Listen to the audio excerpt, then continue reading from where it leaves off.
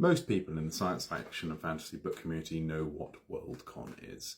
It's the biggest event of the conference calendar for science fiction and fantasy books. It is the host for the Hugo Awards, which is an enormous award for any book in the genre to achieve. And when it's held every year, it's a huge opportunity for many authors, readers, publishers to get together in a single space and get to know each other better. And it has had its ups and downs over the years.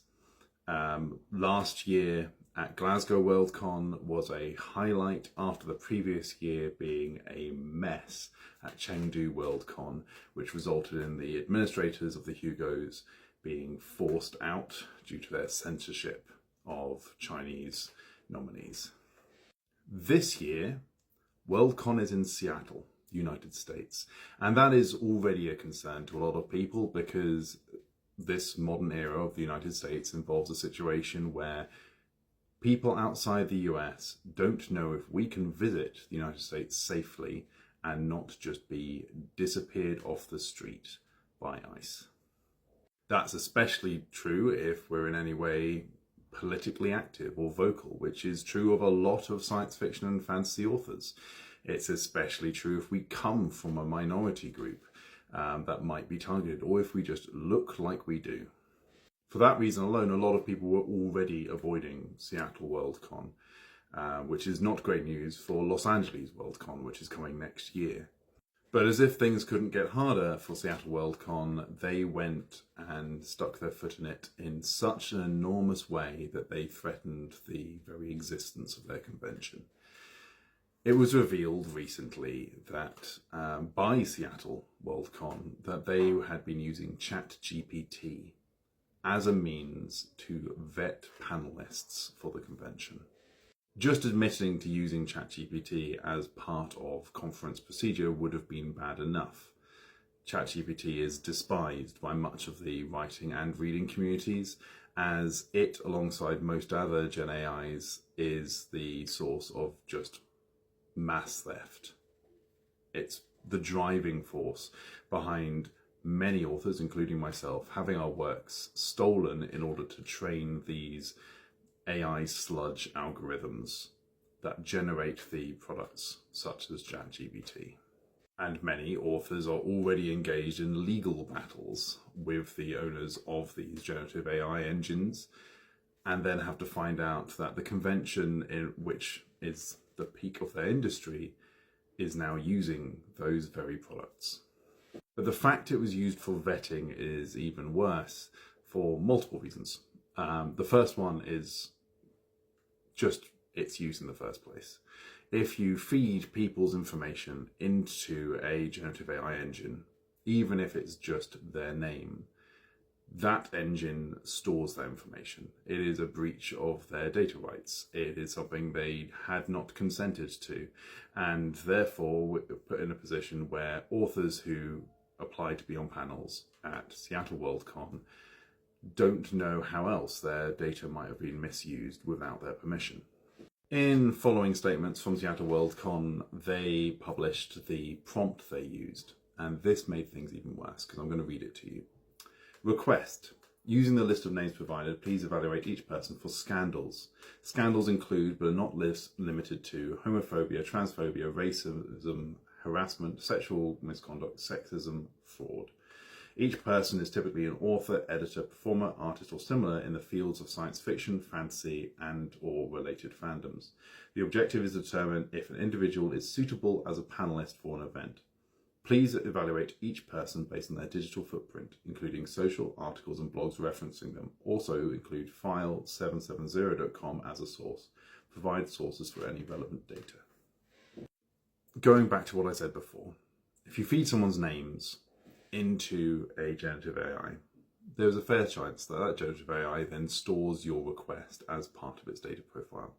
If you feed it a list of names and associate these list of names with the terms scandal, transphobia, fraud, what you have taught that generative AI is that those names are associated with those concepts. Future searches, future prompts fed into that generative AI may use your own input to feed their responses. Other people might put in those names and get unprompted, with no other sources other than your input, the idea that those names are associated with bigotry and fraud. So we're already in a terrible situation for Seattle WorldCon and how they've treated authors who've applied for panels, and we saw that in advance there were hints that things might be going on, because authors who got rejected from panels requested details over why they'd been rejected, because it was a surprise to them. They'd been invited onto similar panels in the past at similar events, and the responses they got were often incredibly dismissive, if not contemptful, sometimes almost openly insulting of their expertise in the area, of whether or not they were a valid participant, whether or not they even had works that were noticeable. And that's in part because of how ChatGPT training data would work.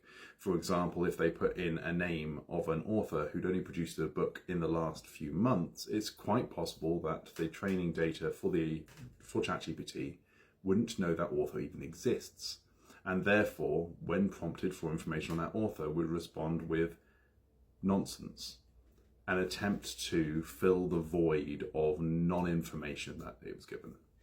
So I tested the Seattle WorldCon ChatGPT prompt with my own name. I just replaced their idea of a list and put in my own name and asked for exactly the same information, word for word, exactly what they used to prompt for vetting information. This is the response I got, word for word. Tristan J. Gray, a science fiction author who has faced criticism for allegedly promoting problematic views, and Tristan Gray, also known as T. Gray, an editor and writer in the speculative fiction community who has been associated with certain controversies. There are problems here. Tristan J. Gray is not an author who exists. Tristan Gray, the editor, is a different person from my home island, who isn't an author and also isn't associated with any controversies. So I asked where these problematic views and controversies came from, what were they specifically, and it said it didn't know. So I asked, why did you tell me it had controversies or problematic views if you can't find any information on it? And its response was, you're absolutely right to call it out, and I appreciate your attention to accuracy. I made an error in my earlier response by implying Tristan J. Gray and T. Gray had specific controversies or problematic views without verifying evidence to support those claims. That was inappropriate and misleading. After checking the available sources more thoroughly, there is no substantiated public record linking either name to the kinds of scandals or issues you listed. I should have been clearer from the beginning that there is no reliable information or controversies that were found involving those individuals. I should not have speculated or included placeholder claims.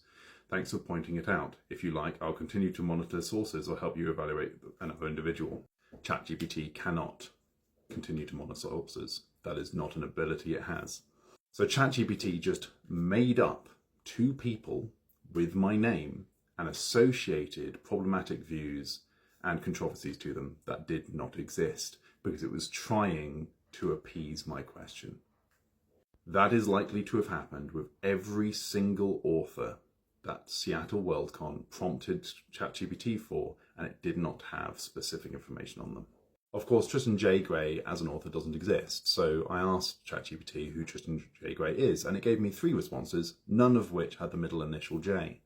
I reminded it I was asking for Tristan J. Gray, so it produced another list of which only one had the middle initial J. So I reminded it again, and it gave me the baseballer Tristan Colby Gray.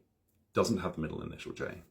And from then on, every time I reminded it that I was looking for the middle initial J, it gave me the baseball player Tristan Colby J, making up a middle name for him.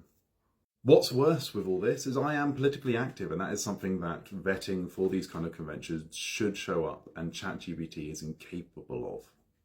Not only is it inventing false positives of problematic views for people that it doesn't know and has no evidence for, it is incapable of doing the job it is asked to do and will just make up information to try and fill the gap. That is the reality of the use of ChatGPT. And Seattle WorldCon has a very long way to go to re-earn community trust if it can.